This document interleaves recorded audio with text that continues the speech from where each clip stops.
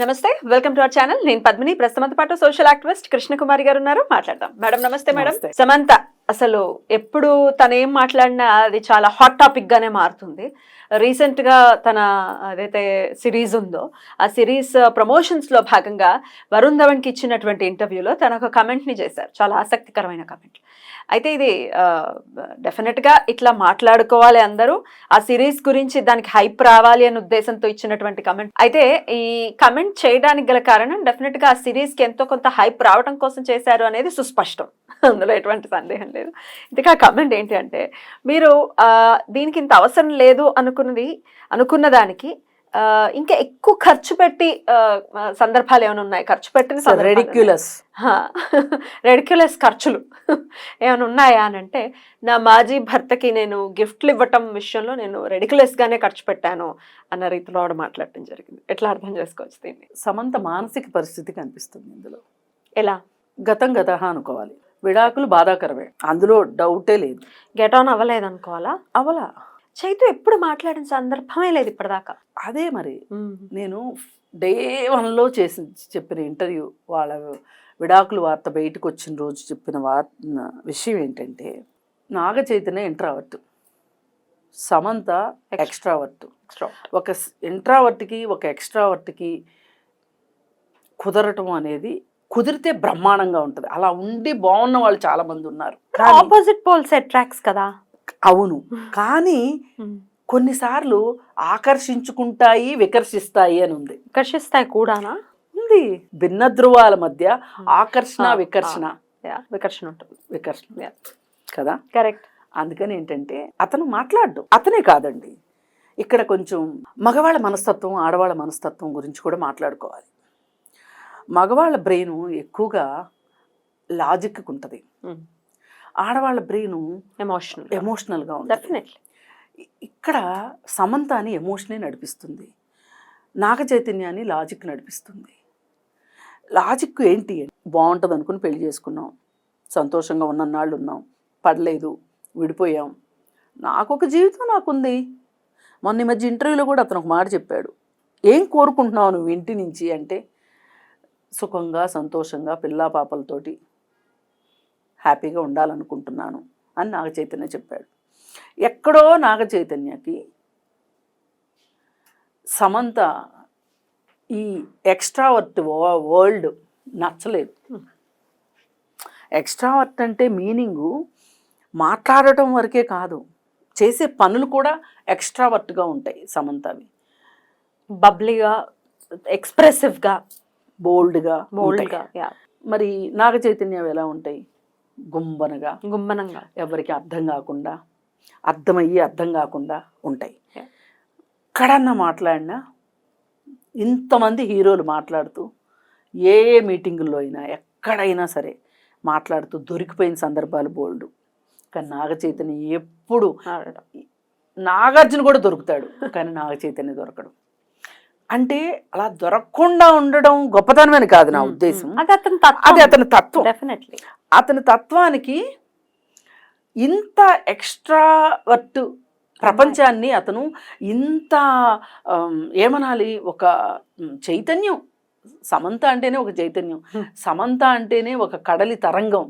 మరి అతనేంటి, నిశ్శబ్దంగా సముద్రాన్ని చూస్తూ సంతోషించే వ్యక్తి. ఈమె జలపాతంలో జారే మనిషి. కానీ ఆ జలపాతాన్ని చూస్తూ సంతోషించగలిగే తత్వం నాగ చైతన్యకు ఉన్నట్లయితే సూట్ అయ్యేది. ఎక్కడో అతను మనసు మార్చుకోమని చెప్పను. ఇప్పుడు నచ్చలేదు అని చెప్పి మనం విండో షాపింగ్ని మార్చుకోవచ్చు. ఇది నచ్చలేదు, అది నచ్చలేదు, అది నచ్చలేదు, ఇది నచ్చలేదు, ఇవాళ అసలు ఈ షాపింగే వద్దు అని రేపొద్దు మళ్ళీ షాపింగ్ మొదలెట్టి మళ్ళీ చూసుకోవచ్చు. కానీ జీవితాలు అలా కాదు, ఎక్స్పెషల్లీ భారతదేశపు జీవితాలు అలా కాదు, వెంటాడతాయి. ఈ రోజుకి సమంతని తన పాత జీవితం వెంటాడుతుంది. అక్కడే పురుషులకి స్త్రీలకి ఉన్న తారతమ్యం అదే. సమాజం ఇద్దరిని వేరు వేరు దృష్టిలతో చూస్తుంది. అందుకని ఏంటంటే ఈ ఫ్రస్ట్రేషన్ అంతా సమంతకు అర్థమైంది ఈ 2 ఏళ్లలో. తనని ఏ విధంగా తొక్కేశారో, ఏ విధంగా తను ఉక్రోషపడుతుందో, ఏ విధంగా బాధపడుతుందో, ఏ విధంగా తనని ట్రోల్ చేశారో అన్నీ చూసింది. సాక్షాత్తు సినిమా ఆడితే హీరో ప్రతిభ అంటారు, పోతే హీరోయిన్ తప్పు అంటారు. అదేదో శాకుంతలం సినిమా పోయింది, దానికి అసలు అమ్మాయి ఆ సినిమాకి హీరోయిన్గా ఎట్లయింది, ముసలమొహం వచ్చేసింది, పీక్కుపోయింది, ప్రౌడా, ఎట్లా పనికి వస్తుంది. ఎన్ని కామెంట్స్ చేశాడు కదా ఒక పెద్ద ఆయన, చెవులు చుట్టూ జుట్టుండే ఆయన కామెంట్ చేశాడు. ఆమె ఏమన్నదంటే కొంతమందికి చెవుల దగ్గర జుట్టుండేవాళ్ళు అని ఆమె ప్రస్తావించి రియాక్ట్ అయ్యారు ఆవిడ. రియాక్ట్ అయితే ఈయన ఇంకా చండాలంగా రియాక్ట్ అయ్యాడు. ఏంటంటే టెస్టోస్టెరాన్ ఎక్కువ ఉన్న వాళ్ళకి జుట్టు ఎక్కువ ఉంటుందంట అన్నట్లు ఆమె కామెంట్ పెట్టింది. అసలు నాకు చెవుల్లో ఏంటి చాలా చోట్ల ఉన్నాయి, వచ్చి కావాలంటే చూసుకోవచ్చు అన్నాడు. వినడానికి అసహ్యంకరం. ఇది ఎలా ఉందంటే అసిద్ధ మీద రాయేసినట్లే. డెఫినెట్లీ.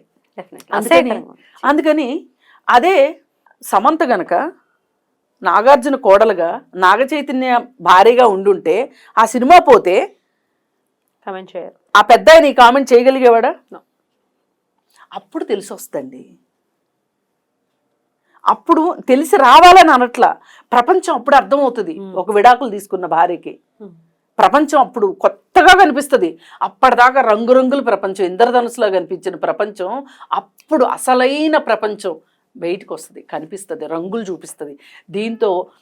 దీంతో సర్దుకుపోయి ముడుచుకుపోయి ఎక్కడికైనా పారిపోయి లేదంటే ఆత్మహత్య చేసుకుని ముగించుకుంటారు జీవితాలు కొంతమంది రెట్టించిన ఉత్సాహంతో, ధిక్కార స్వరంతో, అంతకంటే ఎక్కువగా పేట్రేగిపోవటం అని నేను అనను కానీ ప్రజ్వలిస్తూ ఉంటారు. ఇప్పుడు సమంత ఆ దశలో ఉంది. తన ధిక్కార స్వరాన్ని వినిపిస్తుంది. ఎలా?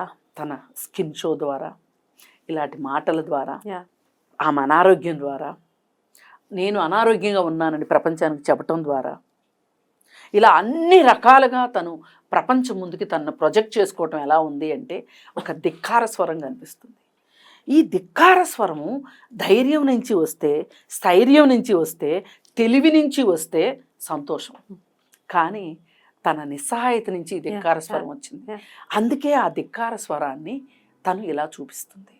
మీరు చూడండి, కొంతమంది ఆడపిల్లలు కావచ్చు, మగపిల్లలు కావచ్చు, ఇవాళ రకరకాల ఫ్యాషన్గా తలలకి కటింగ్ చేయిస్తున్నారు. కటింగ్ మొత్తం చుట్టూ అంతా తీసేయించి ఇక్కడే ఉంచుతున్నారు. ఆడపిల్లలు సగం గుండు చేయించుకుంటున్నారు.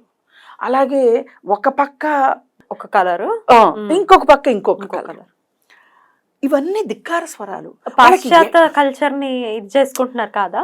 అది కాదండి, ధిక్కార స్వరం. ధిక్కార స్వరం వాళ్ళకి ఎక్కడో అశాంతి ఉంది, ఎక్కడో మనం తట్టుకోలేని బడబానలు ఉంది వాళ్ళ మనసులో. వాళ్ళని ఒప్పించుకోలేరు, పక్క వాళ్ళని ఒప్పించలేరు, పక్క వాళ్ళు చెప్పిన దాన్ని వినలేరు. నేను ఒప్పుకోవట్లేదని చెప్పరు. నర్మగర్భంగా చేసే పనులు ఇవన్నీ. ఇది సమంజసమా కాదా? ఇప్పుడు సమంత కమెంట్స్ కానీ ఇట్లాంటి యాటిట్యూడ్తో ఉండడం, ఇది వాళ్ళకే నష్టం. అదే అడుగుతాను. అటు తిరిగి ఇటు తిరిగి సమంజసమా కాదనేది మన ప్రశ్న కాదు. తప్ప ఒప్పు అనేది కూడా జడ్జ్ చేయడానికి మనం కరెక్ట్ కాదు. కానీ దీనివల్ల ఎవ్వరు ఏం చేసినా కనీసంలో కనీసం వారికి నష్టం లేకుండా చూసుకోవాలి. ఆ తర్వాత పక్క వారికి నష్టం లేకుండా చూసుకోవాలి. ఒక మనిషి జీవితానికి అర్థం ఏంటి? ఒక పుట్టుకకు అర్థం ఏంటి? నువ్వు సంతోషంగా ఉండు, నీ పక్క వాళ్ళని సంతోషంగా ఉంచు. వాళ్ళ వల్ల నువ్వు సంతోషంగా ఉండు, నీ వల్ల వాళ్ళని సంతోషంగా ఉంచు. మనిషికి ఇంతకంటే పరమార్థం ఏమైనా ఉందేమో చెప్పండి. చదువుకున్నారా, చదువుకోలేదా, పెద్ద పెద్ద కిలిమంజారోలు ఎక్కారా లేదా, హిమాలయాలు ఎక్కారా దిగారా, ఇవి కాదు నా దృష్టిలో. నోబెల్ ప్రైజ్లు వచ్చినాయా, లేదు అనుకుంటే ఆస్కార్ అవార్డులు వచ్చినాయి, ఇవి కాదు. ముందు నీతో నువ్వు సంతోషంగా ఉన్నావా లేదా, నీకు నువ్వు చేసే పనులకు నువ్వు సమాధానం చెప్పుకోగలుగుతున్నావా లేదా, నీ బాడీ నీకు నచ్చుతుందా లేదా, నీ ఆలోచనలు నీకు నచ్చుతున్నాయా లేదా, నువ్వు తినే తిండి విధానం నీకు నచ్చుతుందా లేదా, వేసుకునే బట్టలు నచ్చుతున్నాయా లేదా, నువ్వు నీ కోసం ఉంటున్నావా, పక్క వాళ్ళ కోసం ఉంటున్నావా. ఇవన్నీ కూడా ఒక మనిషి సంతోషంగా ఉన్నాడు కంఫర్టబుల్గా ఉన్నాడు అనటానికి నిదర్శనాలు. Right. వీటిల్లో ఇప్పుడు నేను చెప్పిన వాటిల్లో ఎన్నిట్లో సమంత హ్యాపీగా ఉందని మీరు అనుకుంటున్నారు మీరే ఆలోచించండి. Right. చూసే వాళ్ళకి కూడా అది అర్థమైపోతుంది. ఇప్పుడు ఈ స్టేట్మెంట్ వల్ల సమంత కొత్తగా ప్రపంచానికి చెప్పింది ఏంటి అంటే, అతను పెళ్లి చేసుకుంటున్నాడు కాబట్టి ఈమెకు ఉడుకుమొత్తనం వచ్చేసింది, నా జీవితం ఇలా ఎడారైపోయింది, ఒంటరైపోయింది, నువ్వు బాగానే తోడెత్తుకున్నావు, నువ్వు జీవితంలో సెటిల్ అవుతున్నావు అనే ఒక ఉడుకుమూత్తనం కనిపిస్తుంది.